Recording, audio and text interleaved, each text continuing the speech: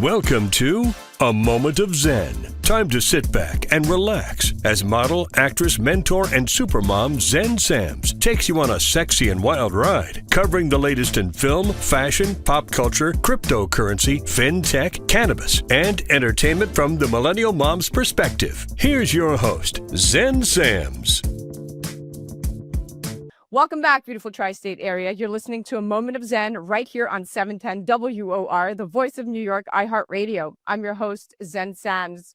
Welcome to episode 223, celebrating 5.5 years on the air. Here's to another exciting episode, and it's such a pleasure to spend my time with you on the airwaves.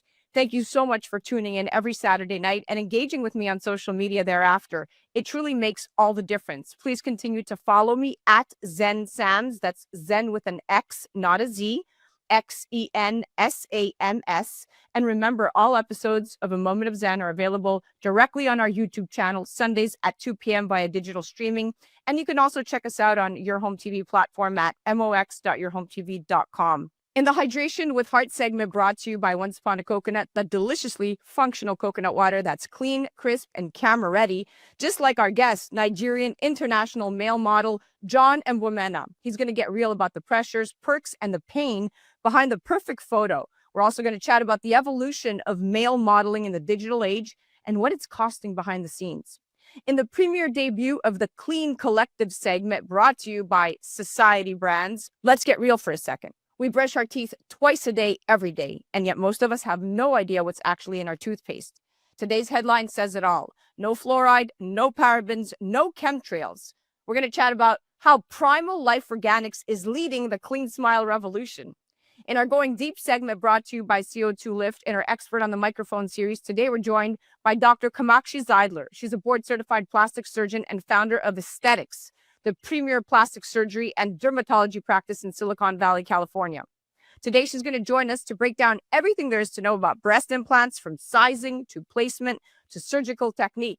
And with Kylie Jenner recently divulging the details of her breast implants, she's got the internet talking, and Dr. Z is going to weigh in with her expert opinion. In the Better, Brighter You segment brought to you by Suspera, today we're featuring Dr. Karan Lal, double board certified cosmetic and pediatric dermatologist currently practicing in Scottsdale, Arizona, and New York. He's going to join us today to take a peek behind the curtain at the ingredients in popular pigment correctors, the role of clinical research, and balancing safety and efficacy. Stay tuned for John Mgbemena in the Hydration with Heart segment brought to you by Once Upon a Coconut. You're listening to A Moment of Zen right here on 710 WOR, the voice of New York, iHeartRadio. We'll be right back after this. A Moment of Zen is brought to you by Your Home TV with Kathy Ireland and their channel partners. Head to yourhometv.com for free, family-friendly programming, streaming 24/7. In business and in life, there's always an upside. Finding it is often the challenge. Having a mindset that looks for it and embraces problems as opportunities is the key to thriving. Finding the Upside with Maria de Lorenzis Reyes explores the transformative power of optimism, featuring visionary business owners, influential leaders, and inspiring everyday people. Tune in and see how they navigate changing conditions with optimism and innovation. Watch the special series One Tough Chick, highlighting resilient and powerful women, streaming on yourhometv.com. Tune in to A Moment of Zen, Saturday nights from 9 to 10 p.m. on 710 WOR, the voice of New York.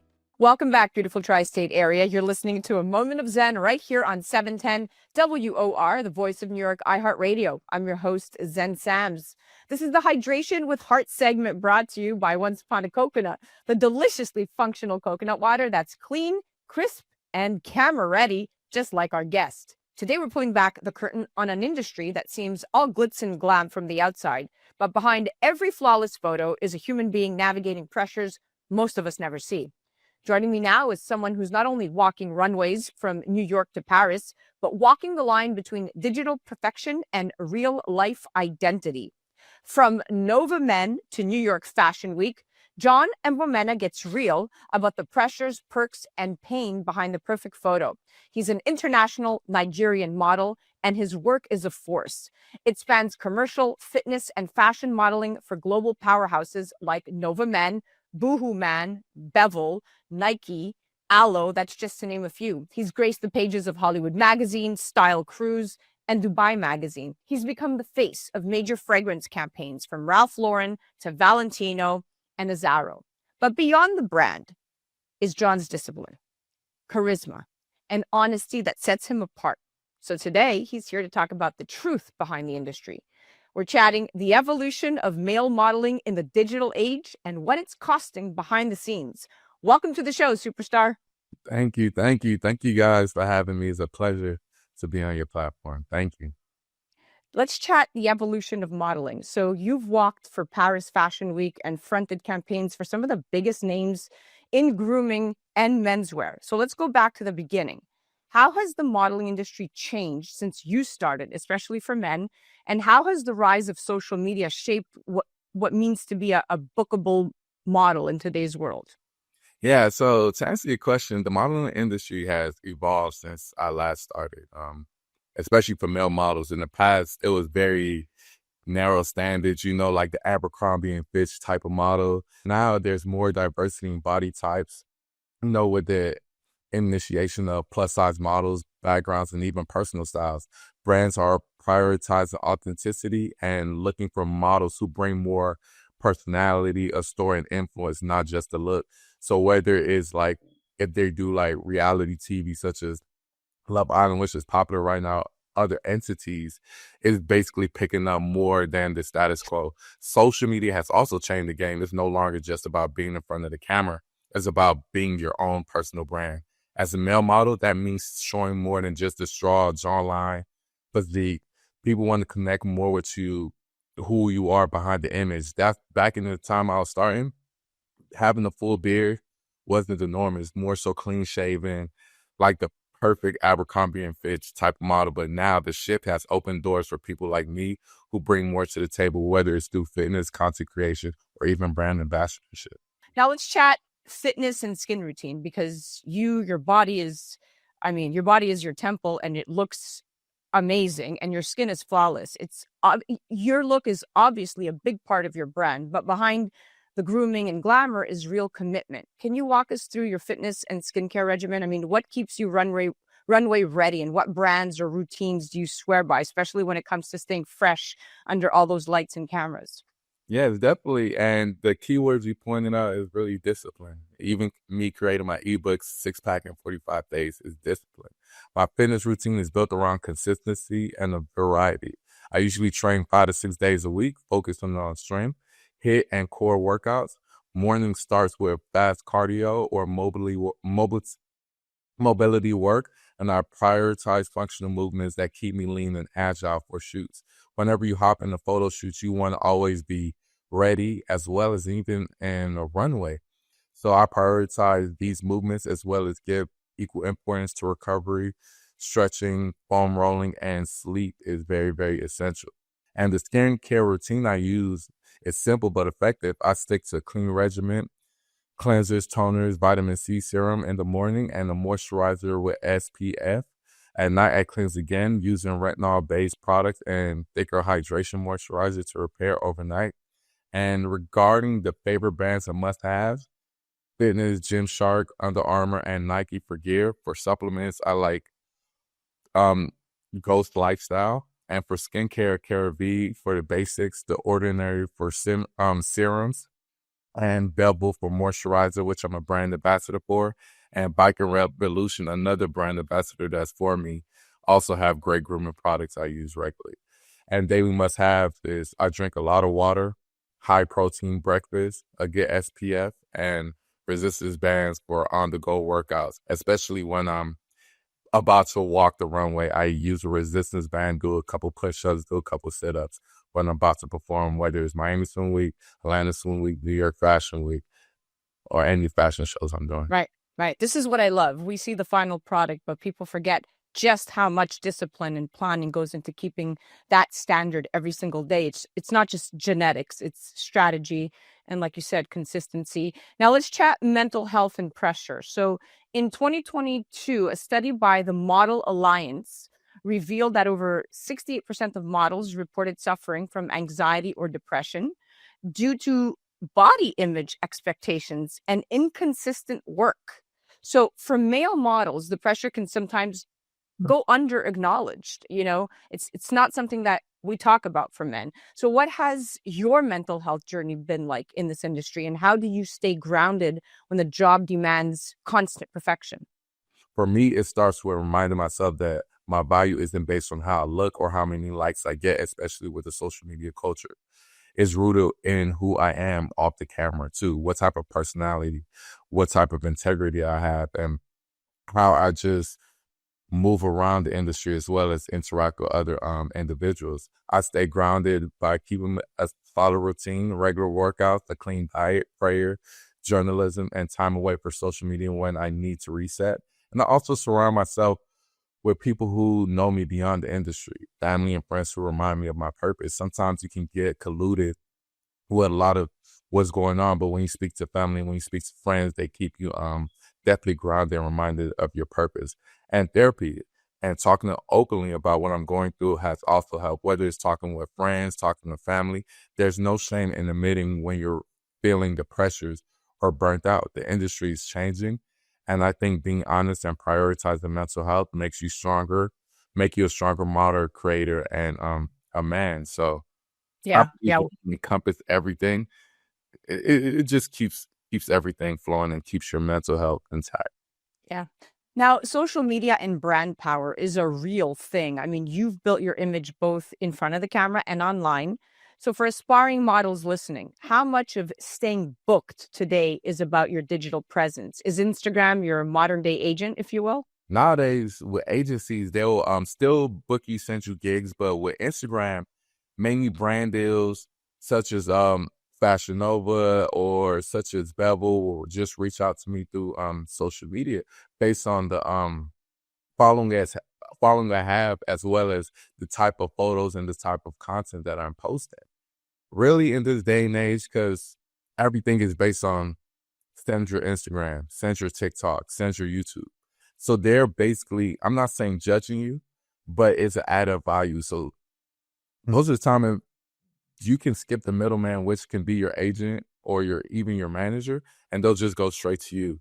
And there's so many opportunities based on promoting promoting quality content on your social media and making sure that if anyone clicks on your social media, they kind of know what type of niche or type of industry you're in, whether it's acting, whether it's modeling, or whether, like, for example, you're doing real estate. If somebody click on your Instagram, you want them to know, like, the first couple photos they see is what type of industry you're in, and everything will fall into place. Yeah, that's such a great perspective and so true. I mean, the hustle has expanded beyond castings.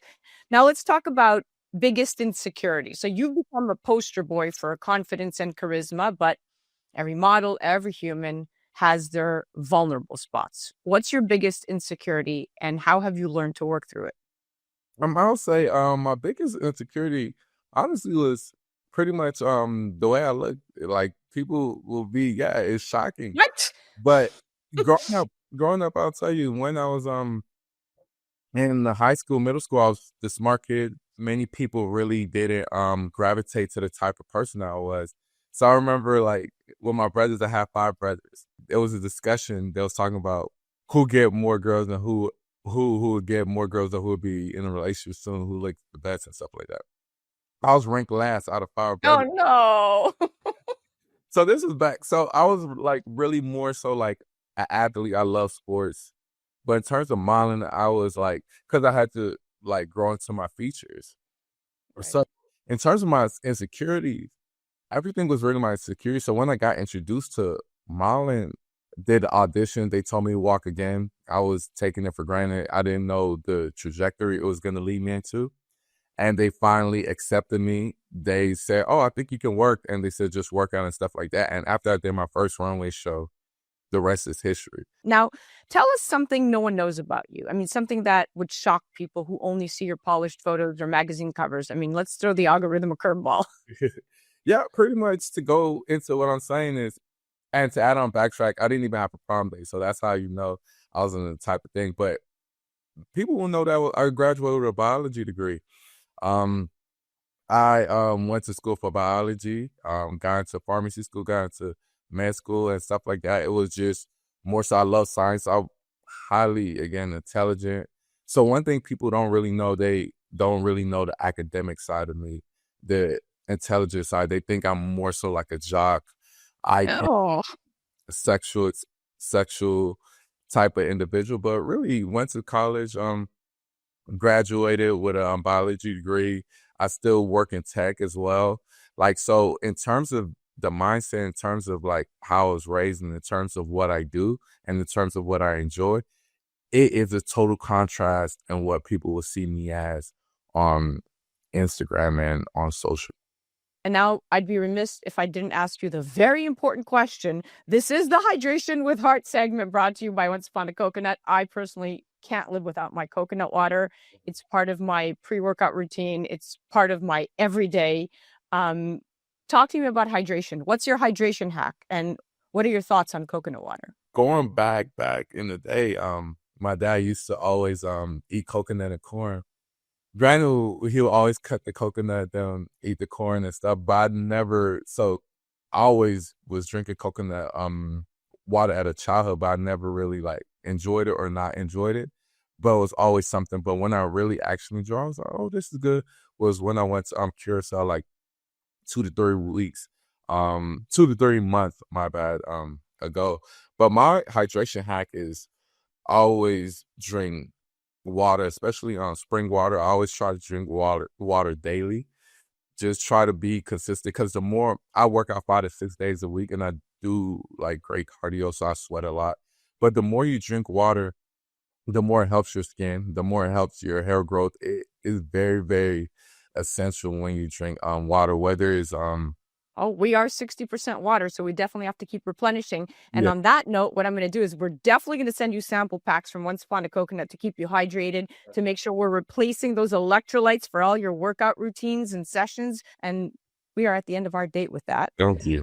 Thank you so much for coming on. I mean, I love hearing these stories. I love the evolution. I love having you back and checking in with your career and all your success. So proud of you. I really appreciate it. Thank you guys for having me. You can follow him on the gram at John Mgbemena and catch his latest campaigns and runways on billboards worldwide. That's John Mgbemena on Instagram. John Mgbemena. And don't forget, hydration starts within.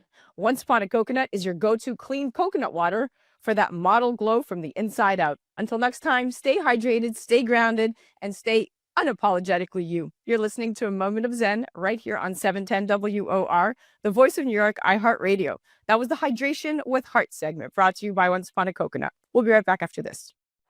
A Moment of Zen is brought to you by Once Upon a Coconut. Discover the refreshing taste of 100% pure coconut water that actually tastes great. Naturally sweet with no artificial flavors or added sugar. It's packed with electrolytes to keep you hydrated throughout your day. And with 10% of profits going to charity, every sip makes a difference. Pure taste, pure goodness. Experience nature's Gatorade. Visit Once Upon a Coconut or naturesgatorade.com. Welcome back, beautiful tri-state area. You're listening to A Moment of Zen right here on 710 WOR, the voice of New York, iHeartRadio. I'm your host, Zen Sams. Welcome back to the Clean Collective segment brought to you by Society Brands, a purpose-driven platform investing in founder-led wellness companies that are changing the way we live, shop, and self-care. And today's headline says it all. No fluoride, no parabens, no chemtrails. How this oral care brand is leading the clean smile revolution. That's what we're going to get down to talking about. Let's get real for a second. We brush our teeth twice a day, every day, and yet most of us have no idea what's actually in our toothpaste. The truth? It's shocking. Over 80% of mainstream oral care brands contain ingredients banned in other countries. Fluoride, still pushed as essential, has been linked to neurotoxicity in children in repeated studies. And those so-called whitening strips, oof. Most rely on peroxide, which can damage enamel and cause long-term sensitivity. It's one of the most routine parts of our wellness ritual and one of the most overlooked. But a growing number of women, especially moms, are waking up and opting out. And today, we're meeting the two powerhouse women leading that very charge. One from a desire to fill a gap and the other from the legacy-building boardroom.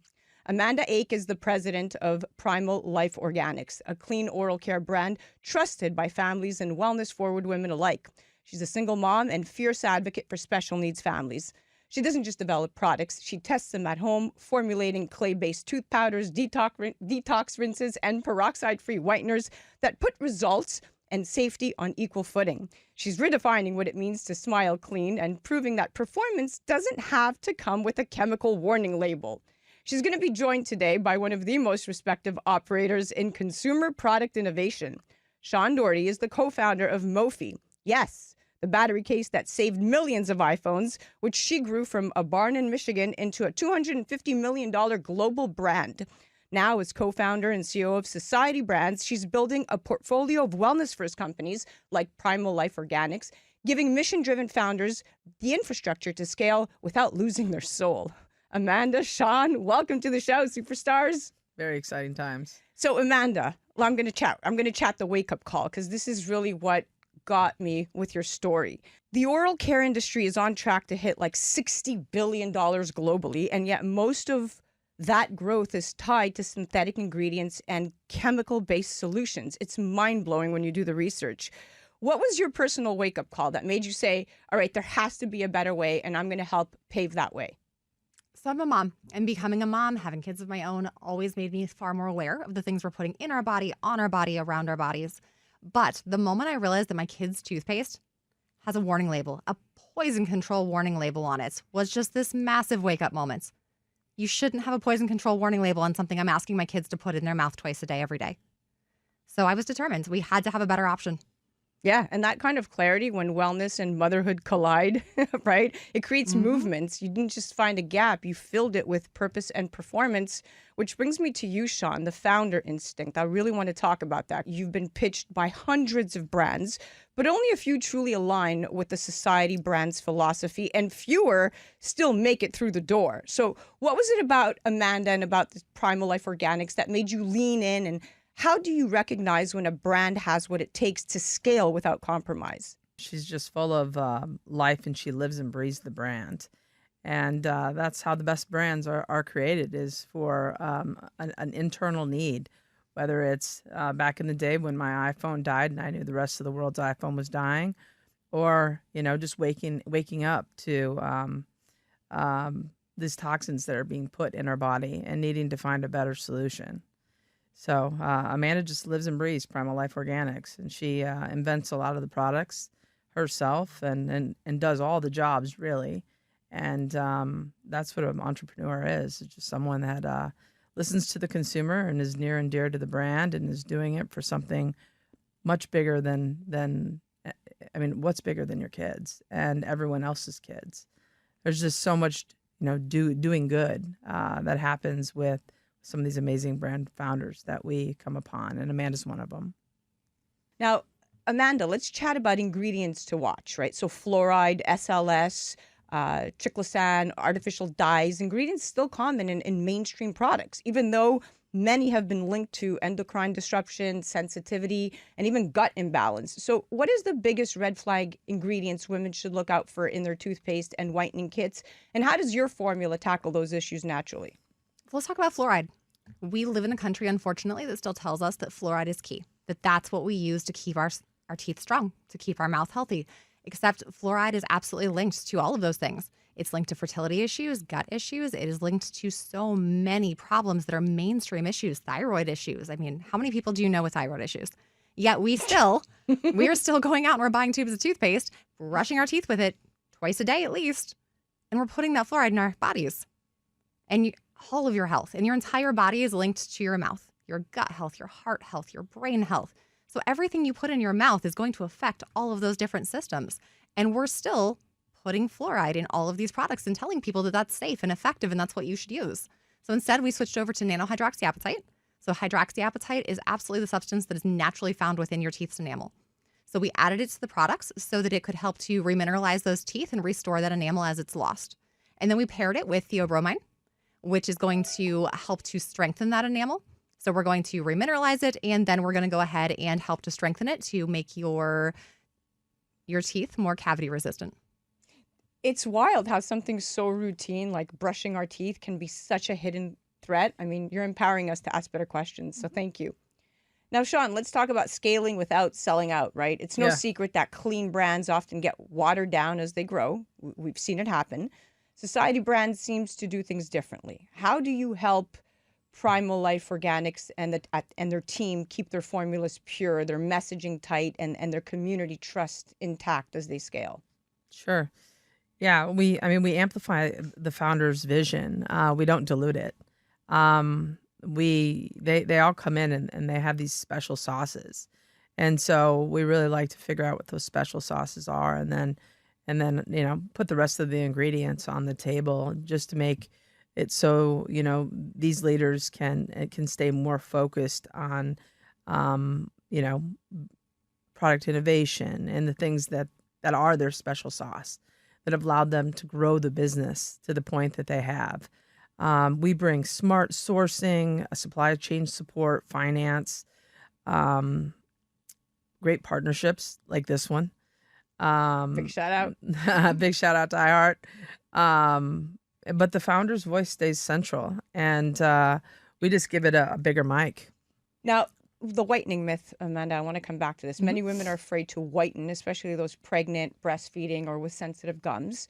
And like the quote unquote clean options really don't work. And the effective ones feel, well, risky. So can you explain how your peroxide-free system works and why it's different from what's on the market today? So unfortunately, everybody's still using peroxide, and it's a type of bleach. Who wants to put bleach in their mouth? And then it causes sensitivity. It's eating away at your enamel. We're not actually whitening teeth in the way that we think that we are when we're using those products. We're stripping away the enamel and we're causing damage to our teeth to make them whiter. And it's not permanent. It's not going to stay. So instead, we switched over to PAP. So PAP is a alternative that's going to gently and safely whiten that enamel. So it's going to oxidize those stains and help lift them. So it works together with those other ingredients that we just talked about. So that nanohydroxyapatite is going to help remineralize. That theobromine is going to make the enamel stronger. And then that PAP is going to help lift those stains and keep them away without causing sensitivity, without causing pain, without causing gum recession. We're not going to hurt our teeth, and we're going to cause lasting results that are safe. That's powerful. A whitening system that doesn't force you to choose between safety and results. And you've made Smile Care something we can trust again. It's so sweet. Absolutely. No pun intended. Now, Shawn, women are leading the clean economy, as you could see here in this room. Yep. Here we go. So over 80% of households' purchase decisions are made by women, right? And moms in particular, we're driving the demand for clean alternatives across every category. Why do you think female CEOs, leaders, founders, and presidents, especially moms, are uniquely equipped? And I say that uniquely, sorry for the guys out there, but we are uniquely equipped to build lasting brands in the clean wellness space. Tell me. They're on the front line. They're reading the labels. They're protecting their families. They're listening to what others are doing. And, once you hear it, I think knowledge is power. It's hard to unhear it. And I don't think that there's anyone's going to disagree that we're a little bit behind the times over here in the United States, and it's time for us to catch up. But they don't need research. They live the need. They have empathy. They have execution. They're superpowers. They're protecting their family, and I don't know if there's a more primal thing to do than protect your family. And so we're here to help those products. I mean, they're superstars, and they're creating these products, right? Because if they can't find them, they're going out and creating them. I know, I love this. And that's even more amazing, right? So we're finding a whole new clan of superstar entrepreneurs out there, and if they can't find what they're looking for, they're creating it. A lot of the promise that we're making is the promise to educate and to show you the difference between a clean product and an unclean product and bring you clean products. When you look at the brands that you hub under Society Brands, it's very refreshing for me to know that I'm shopping clean and sustainable, and that you stand by all of your products. And that's a big difference. And it feels more authentic than ever, because we have a major takeover right now with Big Pharma, and we're going back to basics. And I think it begins with us moms. So thank you for saying that. Now, Amanda, I'm going to go back to the feedback loop, because we've building not just a brand, but a community. So whether you're building Primal Life Organics, whether, Shawn, you're building Society Brands, you're breeding a community. And the testimonials from women, from moms, from even dentists certainly are pouring in. So what are some of the most surprising or meaningful things customers have told you about your products, and how has that shaped what you're building next, Amanda? So testimonials are always the favorite part of my day. I go through our reviews on a regular basis. I love hearing customer feedback. As a matter of fact, Shawn and I were at an event not too long ago that was for retail expansion, and I had vendors and customers coming up to us saying, I use your products. I know your brand. I love it. We actually had a booth next to us where the ladies that were sitting there said that it changed her life. She said she had always had awful oral care, that she had to have lots of procedures, really invasive, painful procedures. She hated going to the dentist. She feared those visits. And she came across our products, and using our products changed that game for her. And I can't tell you how many times I've heard that. You know, people say that they look forward to brushing now, and I love hearing that. But further than that, they get really excited about that first dentist appointment after they've switched to our products, because they start getting good feedback for the first time in their lives. In a lot of cases, people are hearing that their teeth look great, that their oral care looks great, that the plaque is gone. And they're excited because a lot of us fear the dentist. A lot of us don't want to go to those visits. So to be excited about that and feel positive about those visits instead of fearing them is a huge thing. And I feel like we're changing lives. Yeah, you said it. And that's the kind of impact that doesn't need PR, right? When your customers become your storytellers, you've struck a nerve in the best way. And I'll tell you, honestly, my oldest son is autistic. And oral care was always this massive issue for us. He didn't want to brush his teeth. He didn't like the mint toothpaste. He didn't like normal toothpaste. And I could not get him to brush his teeth. Now, he's excited. He loves brushing his teeth, and he gets excited about the flavors.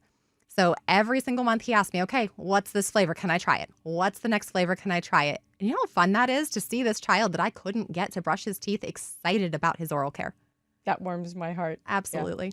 Yeah. All right, so let's move on here to Shawn, right? Legacy as a metric. You've built one legacy brand with Mophie. Mm-hmm. Society Brands feels like your second act, but this time focused on health, women, and longevity, which I love.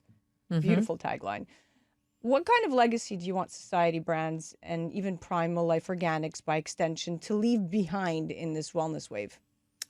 That's a great question. I mean, legacy to me equals lasting impact, not just hype. So we want to educate, and I think the world's ready for it. We've been through so much, but the COVID hit, and I think we were ready for it. Now we're back to a little bit of norm, right? But I'd like to keep children out of avoidable, dangerous situations, like the immense amount of time I spent in the dental chair, just because my parents weren't educated. But Primal Life is about oral health education, and that needs to be a thing, because our teeth will be important to us for our entire life. And fluoride-free options, because we know that fluoride is not good for the mouth. And like I said earlier, at Society Brands, we don't just grow brands, but we protect them. And similar to Mophie, we help them attempt to become, brands that are loved by consumers and respected by consumers and trusted by consumers, but eventually household names. We need change. Success is measured by the lives we improve, not about necessarily the number of units we sell. And so it's time for change. Well, you built Mophie in a barn. You've sat at the table. A pole barn. You've sat at the table with Apple, and now you're empowering other founders and presidents to do the same, but with more alignment and less burnout. And that's really is impressive. But what's your best advice for women building brands right now, especially those who want to scale with integrity and stay clean and still sleep at night? Yeah, protect your product and your story. Build your brand. Build the brand every day. When you build the brand, build it for something that your future self would be proud of. Don't rush. Stay rooted. A lot of people are going to try and get you to take a lot of shortcuts. And shortcuts can really hurt a brand, whether it's buy my ingredient, it's less expensive, come with my service because I can fix all of your problems. The many fast wins that approach entrepreneurs these days. And at the end of the day, follow your gut, and don't rush. And clean doesn't have to equal perfect, but clean does equal honest and thoughtful and better than it was before. And that's what we're attempting to do here. We're attempting to educate, and we'll always be in the learning circle. So we don't claim to have all the answers, but we're going to try and bring you the very best ones to the best of our ability. And then for all those consumers who already follow us and talk to us, keep talking to us. Please talk to us. Tell us what you like. Tell us what you don't like. You're our most valuable product development resource asset that exists in this world. You help us bring great products to market by sharing your everyday struggles and letting us have the honor of coming up with solutions for those struggles. All right, Amanda, before we sign off, I heard there's something spicy launching in the lineup this month. Tell me more. So our next line is a cinnamon line. So we decided to take the really amazing power of cinnamon essential oil and take it and put it in all of these amazing products that we have. So cinnamon essential oil has this amazing antibacterial property.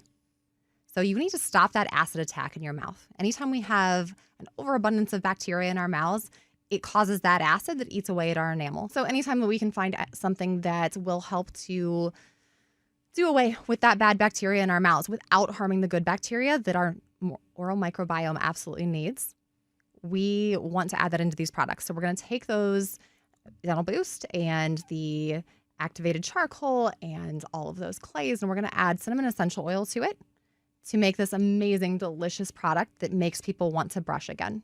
There's a lot of people in the world that don't like mint or don't like the fruity flavors, but cinnamon is just this awesome, spicy concept that also is really, really healthy for you. And there's also a cinnamon lip balm product that there's one for men and another for women. The one for women is a little bit spicier, and it does natural lip balming because that's the essence of what cinnamon does. It's the spiciness of it actually naturally makes your lips a little plumper. Plumper, yes. Yeah, it gives that little spice. Amazing. Well, we're at the end of our date, my dear girls. Thank you so much for joining me today. It was so much fun. Amanda, Shawn, you guys are powerhouses, and I'm so honored to walk this journey with you. Thank you for having us. Honored to be walking it with you, too. To learn more, visit PrimalLifeOrganics.com, and you can also follow Amanda at Primal Life Org. To follow Shawn's portfolio of purpose-driven brands, you can head to Society_brands. And the Clean Collective segment is brought to you by Society Brands, purpose-driven platform investing in founder-led wellness companies that are changing the way we live, shop, and self-care. Until next time, brush clean, scale smart, and never underestimate the power of a mom's mission. You're listening to A Moment of Zen right here on 710 WOR, the voice of New York, iHeartRadio. We'll be right back after this. A Moment of Zen is brought to you by the Fieldhouse in Northvale, New Jersey, a vibrant and fresh take on youth and adult sports and family fun, and home to the New Jersey Thunder softball program. Plan unforgettable birthday parties or private events, or explore camps and programs that keep kids active and inspired. Take time for yourself in adult leagues or rent a field or court with friends. From a cutting-edge gaming cave to hitting and pitching centers and top-tier sports instructors, the Fieldhouse is reigniting the next generation of play. Head to njfieldhouse.com. Welcome back, beautiful tri-state area. You're listening to A Moment of Zen right here on 710 WOR, the voice of New York, iHeartRadio. I'm your host, Zen Sams. Welcome back to the Going Deep segment brought to you by CO2 Lift. In our Expert on the Microphone series, today we're joined by Dr. Kamakshi Zeidler. She's a board-certified plastic surgeon and founder of Aesthetx, the premier plastic surgery and dermatology practice in Silicon Valley, California. In her early medical career, Dr. Zeidler personally witnessed many women in her family, from aunts to cousins to even her sisters, struggle with the effects of the BRCA gene mutation and breast cancer, giving her a motivation to seek out additional training for breast aesthetic and reconstructive surgery.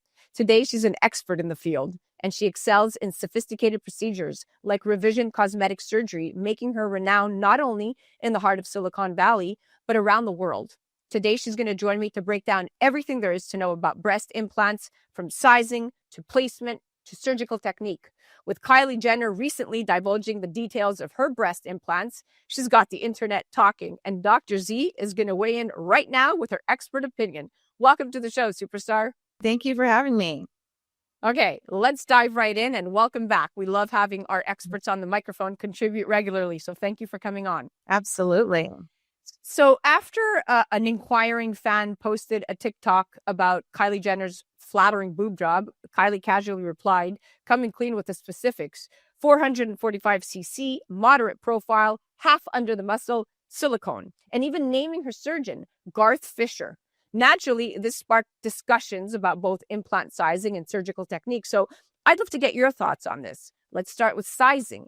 445cc is generally considered a larger implant, especially for someone with a smaller frame like hers.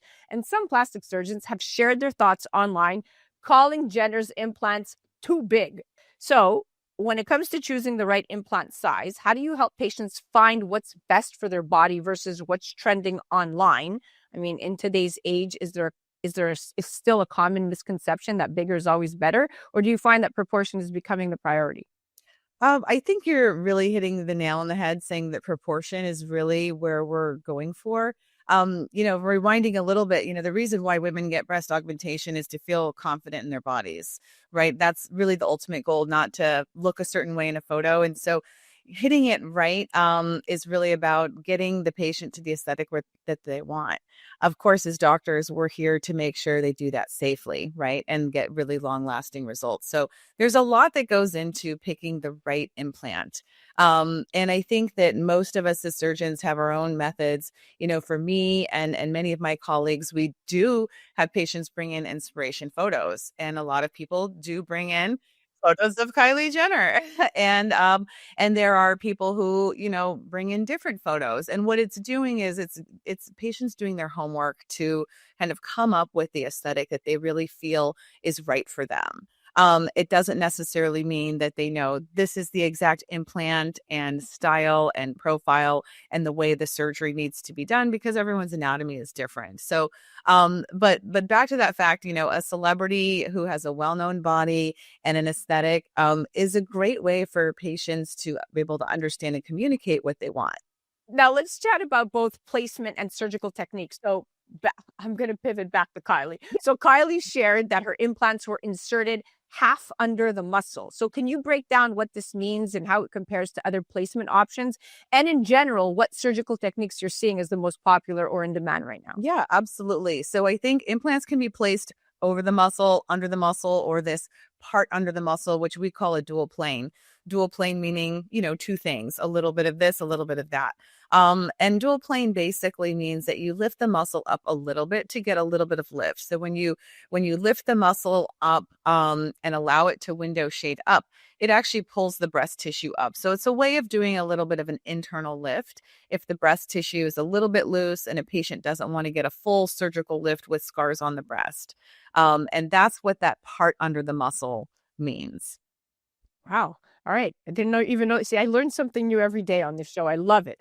Now, at the end of the day, a lot of aesthetic surgery trends and beauty standards are driven by celebrities. But as we know, plastic surgery is never a one size fits all. So with so many celebrities and influencers sharing their implant details publicly and coming in with those photos, how do you guide patients towards an implant that fits their anatomy and lifestyle rather than chasing after exactly what their favorite star has had done? Right. Again, I think it's reframing. The photos are really excellent to communicate a look. Like as surgeons, I can look at someone's body. I know what the surgery can do, but a patient may not. And so the photos help us communicate. That being said, when you come in for a consultation, you really need to look at your anatomy, measure the width of your chest. Implants that sit too wide can give like too much side boob or too much cleavage. Sometimes patients call it credit card cleavage, where the breasts are always touching. And sometimes that's not the desired look. Sometimes it is. So when I'm having a consultation with patients, I'm looking at the anatomy and saying, for the look that you want, this is the implant that can work. This is the anatomy you have. Trends definitely change over time, but again, with that over the muscle issue, what we're seeing much more is a new generation of implants, the Motiva Smooth Silk surface that does not create capsular contracture. It's one that can be more safely placed above the muscle without fear of capsular contracture. And then the filling of the silicone gel and implants now, even in next generation's saline implant, they're such that patients don't get lots of visibility and rippling. So again, there's lots of techniques, lots of anatomies, ways to get great results, but the trend is definitely towards a less invasive and a more preservative approach over the muscle. Great information. Now, the silicone versus saline debate has been ongoing for years, but in recent years, in recent conversations, we're hearing more buzz around newer options, like you just mentioned, the Motiva implants, which many patients are gravitating towards because of its natural feel and movement. Do you find your patients today to be more concerned with how their implants look or how they feel, or a balance of both? And how does Motiva fit into all of this? Absolutely. I think it's a balance of both. I think as surgeons, and we are seeing patients more in movement when people are looking at before and after results. We have Instagram now, and then the video component of this is significant. What looks good in just a static before and after is not enough. The way that people look in motion when it comes to exercise, when it comes to intimacy, breasts move, and the way that they look when they move is a big part of things. And that does go similarly to the way that they feel, and the feel, I think, is twofold: the actual feel of the implants and the softness of them, but also where they're placed in the body is how they feel, the mind body connection of implants. I think a lot, I definitely favor above the muscle, just because breasts are not under your muscles. And so the feeling of movement when you're exercising, when you're enjoying your body with intimacy, it's important. And so I think that equal balance of both. Now, again, with more celebrities pulling back the curtain on their surgeries instead of the secrecy and denial of the past, do you find that the added level of transparency is helping patients ask better and healthier questions? Or have you seen an impact on patient beauty standards and expectations? I think the transparency is amazing, and I'm all for it. I'm really grateful that, some celebrities have led the way. And I think, yes, Kylie shared hers, and then people are sharing their thing. And what it does is it brings up the conversation around there's many different ways that great results can be achieved. And I think it takes away some of the stigma. I mean, breast aesthetics in particular has been clouded with so much stigma outside of all of the medical components to concerns around safety and longevity. But the desire to enhance your body a certain way has been something that a lot of women feel that they need to keep a secret. And then we see the transparency is transcending beyond breast aesthetics. People are talking about what they do for their face and, having facelifts and feeling confident about it. And so I've talked to some of my patients, and they say it's not that it's opening the door to this is exactly what I want, but it's more this general era of an acceptance of, doing procedures to feel confident in your own body and erasing that stigma. So I think it's wonderful. I agree. If I had access to the information I have now when I was considering my implants 14, 15 years ago, I think I would have been at a very different place. Right. So you're right. Transparency is important. Now, before you wrap up, one last critical thing. I want to talk about age factor here. So something I found interesting is back in 2023, so 2 years ago, Kylie Jenner actually admitted to regretting augmenting her breasts at 19, even going as far as to say, I have a daughter too, and I would be heartbroken if she wanted to get her body done at 19. I wish I could be like her and do it all differently because I wouldn't touch anything, right? So with social media, influencer culture, and shifting beauty standards, a lot of plastic surgeons are seeing a younger clientele seeking treatment. I find this frightening. So Dr. Z, when you're working with patients, okay, in their late 20s or early 20s, considering implants, how do you approach these conversations around timing, expectation, and long-term impact? And on the flip side, are you seeing more women come in for revisions or procedures they had done at a younger age? Yeah, well, a lot to unpack there, but I think, I think anything you do when you're young, is something to, be very thoughtful of. Breast implants are certainly one, just because once implants go in the breast, there's pretty much a guarantee there's be another surgery just because the body keeps changing. So, going through pregnancies is a big time that changes happen. I'm not involved in Kylie's care, but, she definitely made these comments after having had pregnancies, and breasts change a lot. Some people, maybe have some regret about those changes, but oftentimes it doesn't necessarily change the way the breasts actually would have looked. And so um, I really like to tell patients is you're here to enjoy your body now. If you love your body without intervention, you should do that. And if you're looking to make a change, you want to be really thoughtful and take your time, do your research. And I think this era of transparency is making it much more accessible to all patients considering procedures to understand the pluses and minuses.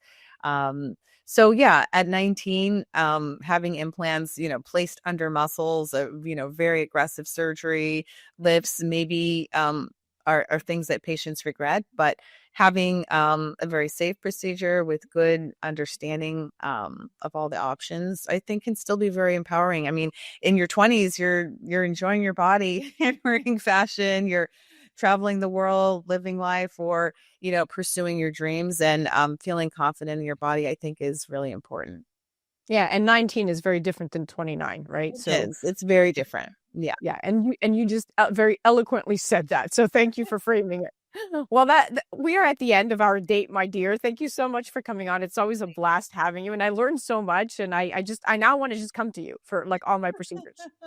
Well, you know how to find me. That was the incredible Dr. Kamakshi Zeidler, board certified plastic surgeon and founder of Aesthetx. Definitely check out her practice online at aesthetx.com and follow her on the gram at aesthetxmd or at Dr. Zeidler. You're listening to A Moment of Zen right here on 710 WOR, the voice of New York, iHeartRadio. That was the Going Deep segment, brought to you by CO2 Lift. We'll be right back after this. A Moment of Zen is brought to you by CO2 Lift. As we age, our skin loses moisture and elasticity, causing wrinkled skin. You can reverse this aging process with CO2 Lift. CO2 Lift utilizes the powerful benefits of carbon dioxide to lift, tighten, and regenerate your skin. This simple, painless at-home carboxytherapy treatment is scientifically proven to reverse the aging process. You will see reduction in wrinkles, increase in luminosity, and improve pigmentation, sagging, skin tone, and radiance. For more information or to order CO2 Lift, ask your skincare professional or go to co2lift.com. Welcome back, beautiful tri-state area. You're listening to A Moment of Zen right here on 710 WOR, the voice of New York, iHeartRadio. I'm your host, Zen Sams. Welcome back to the Better, Brighter You segment, brought to you by Suspera. Today, we're featuring Dr. Karan Lal. He's a double board-certified cosmetic and pediatric dermatologist currently practicing in Scottsdale, Arizona, and New York City. Dr. Lal is renowned as the only dual fellowship-trained pediatric and cosmetic derm in the U.S. with expertise in laser surgery, soft tissue filler augmentation, body sculpting, pigmentary disorders, vitiligo, transplantation, and managing complex skin conditions across the lifespan. He's going to join me right now to take a peek behind the curtain at the ingredients in popular pigment correctors, the role of clinical research, and balancing safety and efficacy. Welcome to the show, superstar. Thanks for having me. It's nice to be back. So excited to have you back. So before we dive into breaking down some popular ingredients in pigment addressing skincare, let's talk a bit about what goes on behind the scenes, specifically clinically backing. So we often hear the term medical grade. It's thrown around in the skincare world, making a product sound elevated in both quality and safety. But in reality, it's primarily a marketing term because, as we know, not all skincare products are created equal. And while some companies invest heavily in clinical research and backing, others rely more on trends and marketing. So with this in mind, how much weight should we give to clinical data when choosing products? And do you believe certain brands stand out because of their substantial clinical data beyond trendy branding and influencer hype? The term medical grade has become very popular, and patients come in all the time asking about it. It's very popular in social media. And the thing is, you're right, it is primarily a marketing term. There are some brands, like you said, that do invest a lot of money into research and development and create skincare that is sold in a medical in a medical office that's not accessible to the general public, which tells us that they probably have studies and data to show that this has to be prescribed or used under the guidance of a dermatologist or a skincare provider. So it's a little different, and I think the term is misused. Now, when we talk about ingredients, there's a lot of ingredients that are very common. So things like salicylic acid, retinol, hyaluronic acid, these are very cheap ingredients that a lot of companies have leveraged. And so you'll see a lot of brands actually own multiple brands. So one large company can own a luxury brand, they can own a regular store brand, and a lot of these ingredients are sourced from the same place. So I think it kind of depends on what you're looking at and the ingredients you're looking at. So rather than focusing on a product and marketing, it might be better to look at the difference in the ingredients, because that's probably what dictates whether something is a medical grade, sold in the office, has scientific data, versus something that seems really fancy but has the basic skincare ingredients that you can get over the counter. Yeah, and that's where the store brand skincare comes in, and that's where you have to really look and read and educate yourself. Yes. Now let's talk a little bit about hydroquinone. It's a common topical skin lightening agent used to treat conditions like melasma and hyperpigmentation. Yep. And despite its popularity, I know it comes with some serious concerns. I mean, can you break down some of the concerns associated with hydroquinone, and in your expert opinion, why do you think it continues to be used and remain available on the market? So hydroquinone is actually one of the oldest ingredients that we have for hyperpigmentation, melasma, and pigmentary disorders. It works very well. We know that. The FDA actually removed hydroquinone over the counter. It used to be available in a 2% formulation over the counter. It's no longer available because of the risks. And the biggest risk is we know that there have been reports of patients that has been, of people using over-the-counter hydroquinone for long periods of time with other medications.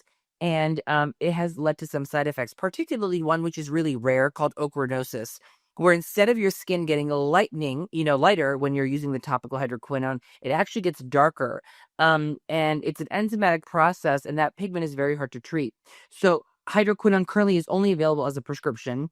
Hydroquinone is extremely effective. We still use it because even with all the available options, it's still one of the best. The problem is you want to use it for short periods of time.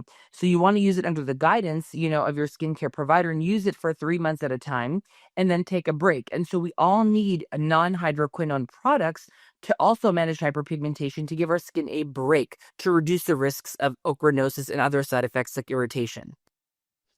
Oh, wow. Okay, so that was a handful. So I'm assuming that one of the reasons it has maintained it has maintained its efficacy, if you will, and remains so commonly used is because many patients must feel like it delivers results. The ones that do use it properly, and the ones that are looking at the proper guidelines. But as we know, that short-term improvement doesn't always tell the full story.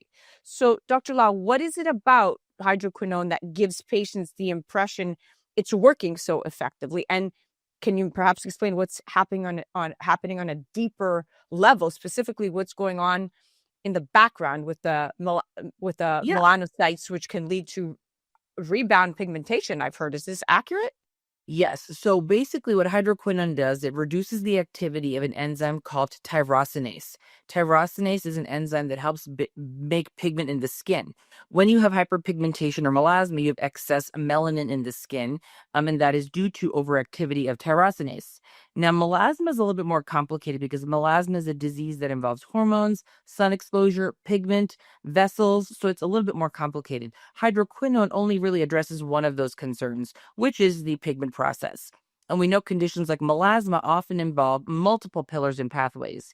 So melasma works really well, but the problem is when we're using it to treat conditions like melasma, melasma is a chronic disease. We're not curing it, we're treating it. And so, for example, in the summertime, when, for the 3 months in New York that there's really high UV index, that's the best time to use hydroquinone because that's when your melasma is likely to flare. After 3 months, we really want you to switch to something like cysteamine and Cispera or other non-hydroquinone agents so that you can maintain the safety and efficacy of hydroquinone while still benefiting from a product that can help maintain your results. So it's balance. I think it's all about balance and the appropriate use. And I love that you brought Cispera into the picture. I want to get to that in just a sec, but I want to come back to something you mentioned earlier about the ochronosis. So do you think exogenous ochronosis is underreported? if you will, because many people are not talking about it. And if you do believe that it is underreported, what should both providers and patients be on the lookout for to catch it early or prevent it altogether? Because this sounds very damaging. I definitely think it's underreported because I think it's very hard to diagnose. So sometimes you really can't tell without doing the biopsy. Personally, Oof. I've seen it in about 3 patients in my lifetime. And I think that there's probably people that have it that I just haven't caught because there can be different phases of ochronosis, right? So we think of it being really bad when we see it as worst, but there are cases that are probably less severe that we're just not reporting or thinking about and still treating as hyperpigmentation. Um, and I think the other issue is I think there's not a lot of great diagnostic criteria other than doing a biopsy. And we don't really want to biopsy sometimes our skin of color patients because it could leave a scar. So now we have this really bad pigmentary condition and a scar. So it's almost better to treat, when we see it aggressively and treat it early. The problem is, I think, for people who are looking for ochronosis, if you have a patient with hyperpigmentation and they're just not responding to what you're giving them, things are getting worse. If you see papules, which are little bumps in the hyperpigmented areas, that's when you need to start being concerned about potentially exogenous ochronosis. And you want to think about the common sites. So it really likes the cheeks, it really likes the temples, it really likes the areas where there's a lot of sun exposure. And the key to differentiating hyperpigmentation from ochronosis is, like I said, the skin in ochronosis is going to be rough, textured, and bumpy. There are going to be bumps in there as opposed to flat pigmentation, which is what we see with melasma. Wow. Okay, so now, given the concerns with hydroquinone, we've been talking about it now. So many patients and providers are looking for safer yet still effective alternatives, right? So one product that's been gaining a lot of attention, you mentioned it earlier, is Cispera. It's a non-hydroquinone option utilizing cysteamine as its key ingredient. Not to mention, it's backed by rigorous clinical research with over 20 published clinical cases and trials. I'd love to hear your thoughts on Cispera as an alternative, and in your experience, how does it compare in terms of efficacy, safety, and patient satisfaction, more importantly? So Cispera is a really cool ingredient. Cispera also, we know, is a very potent depigmenting agent. So it works really well for pigmentation, very similarly to hydroquinone. It has a very unique mechanism of action, and usually the product has been combined with other ingredients now in its new formulation to help improve the impact that it has on pigmentation. Studies have shown that cysteamine is just as effective as the 4% hydroquinone, which is typically the standard of care when we're starting to treat hyperpigmentation without the risks of exogenous ochronosis. It is a really strong product, so it's not like hydroquinone where you apply it on the skin and you leave it on overnight. This is something you want to leave on for short periods of time, also known as short contact therapy, because it is so strong. I think it's a great product to use in your, for me, it's one of the melasma and pigmentary essentials. And, that's because, like I said, we still use hydroquinone, but we can't use it forever. So we need something. So for 3 months of the summer, we're using our hydroquinone. For 6 to 9 months, when things are stable and at bay, we use a Cispera to prevent it from coming back. Also, Cispera is safer to use in areas that are a little bit more sensitive, like on the upper lip, where people often get irritation from hydroquinone, or if people have pigmentation around their eyes, or if people have pigmentation on their body. Hydroquinone, while a great agent, can also be irritating and drying. I've even seen patients that have gotten contact dermatitis or irritation from hydroquinone, and that can make your pigmentation worse. So knowing Oof. how to use these new products, I think, is key. Yeah. Oh, this says a lot. I love this. This is so full of information. And with the summertime right here, we need to know about hyperpigmentation because this is all going to get aggravated.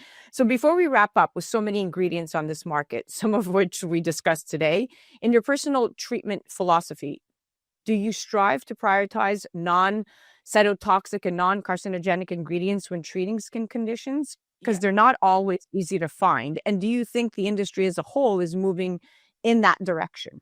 I think definitely yes, particularly in Scottsdale where I practice and in New York where I think patients are very savvy. They're on social media, they're looking for alternatives. Everybody wants something natural. And as a physician, it's my job to do the safest thing for people. So, being ethical, being safe, and finding the best thing. So it requires research, it requires time. And sometimes you don't get that type of education when you're in your training. So it really requires learning on a continuous basis outside of residency, outside of your practice, listening to other people and researching to find the safest safest things for your people, because we're learning a lot about ingredients like benzoyl peroxide. Benzoyl peroxide is a very common ingredient that we've used for 100 years for acne. And we're finding when people use it inappropriately, it turns into benzene, which is a known carcinogen. So I think we're just starting to learn about these common ingredients and, how to use them appropriately. So the goal is always to use the safest and then, the most efficacious product, but also keeping in mind, long-term patient satisfaction and things that people can use without having to worry about, again, future risks. Yeah. Oh, thanks so much for all of this information. I love having you on. You're so full of knowledge. You're so easy to talk to and fun to interview. You are a plethora of knowledge. So thank you so much for coming on. Thank you so much for having me. That was the incredible Dr. Karan Lal, double board certified cosmetic and pediatric dermatologist. Definitely follow him on Instagram at Sir Dermsalot, where he continues to educate to help you stay informed and up to date.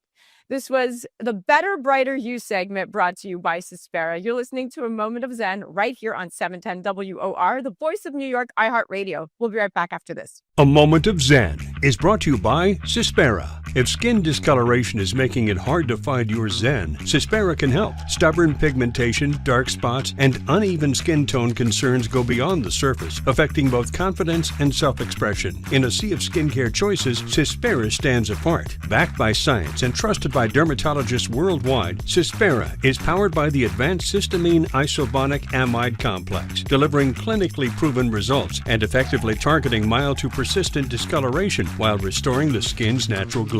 Unlike harsh treatments, Suspera is formulated for all skin types, including sensitive areas, ensuring visible improvements without irritation. Whether pigmentation is a new concern or a long-standing struggle, Suspera works in harmony with the skin to bring balance, clarity, and renewed confidence. Suspera is science-driven skincare for confidence that shines. Find your skin zen and restore your glow with Suspera today by heading to Suspera.com.